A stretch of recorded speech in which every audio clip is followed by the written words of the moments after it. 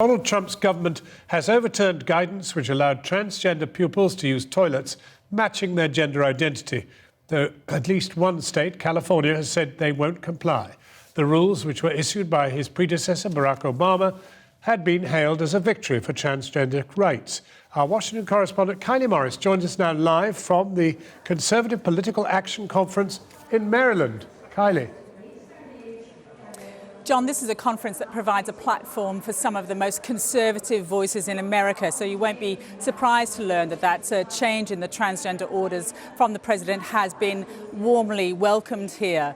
Now, among the voices who've already spoken, we had a rare appearance only about an hour ago from the president's chief strategist, Steve Bannon, alongside his chief of staff, Reince Priebus. Now, together they celebrated the extraordinary victory of President Trump.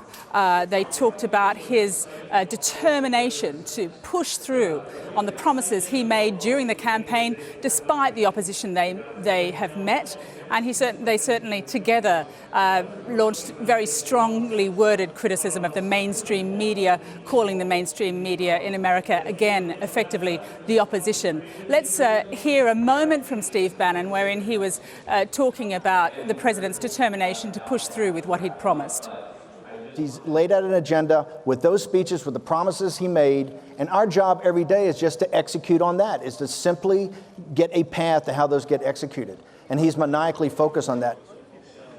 That maniacal focus hasn't helped to ease the passage of some of President Trump's key ideas, such as his immigration ban. But this new executive order last night on transgendered students, effectively removing the kind of blanket protections that President Obama had put in place, have been, as I mentioned, very warmly welcomed here. Certainly speaking to some conservative college students earlier, they made clear that for them this was exactly the kind of key kind of conservative policy that they want to see from their president. Was that a progressive move? Was that a wise move from Donald Trump? It was a common sense move, honestly. What makes it common sense? The fact that you're either a boy or a girl, and that's just how it is. Well, transgendered people would say that's not the case at all, that you can be born one gender and then realise that you want to live another, or you need to live another. With all due respect, just because you think something doesn't take away from the fact. My religious beliefs as a young Christian woman is just what I believe in, and my beliefs should never be taken less seriously than someone else's because I'm not a liberal.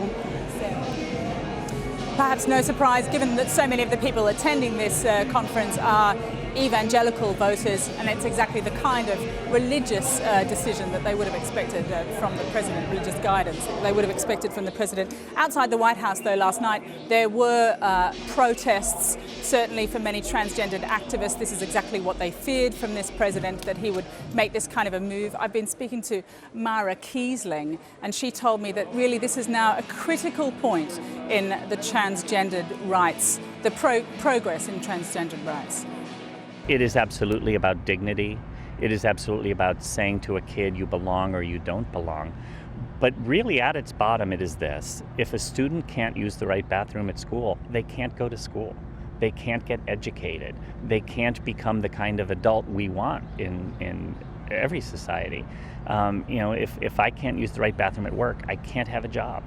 There are millions of transgender people using the bathrooms in America every day.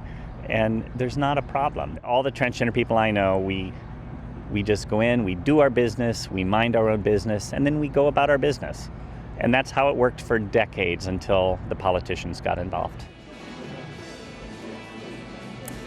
This order does in fact run contrary to some of the things that we heard from President Trump when he was a candidate. I mean, he spoke out in favour of LGBT rights. So there were some hopes, I think, that he might perhaps stay out of this particular culture war. And I think there are some Republicans who would have liked to have seen him do that. But for the evangelical base, this is red meat, and it's exactly what they wanted. Steve Bannon, again, bringing up this theme that this is a president who, despite opposition, despite the mainstream media, despite anyone's criticism, will deliver on what he promised.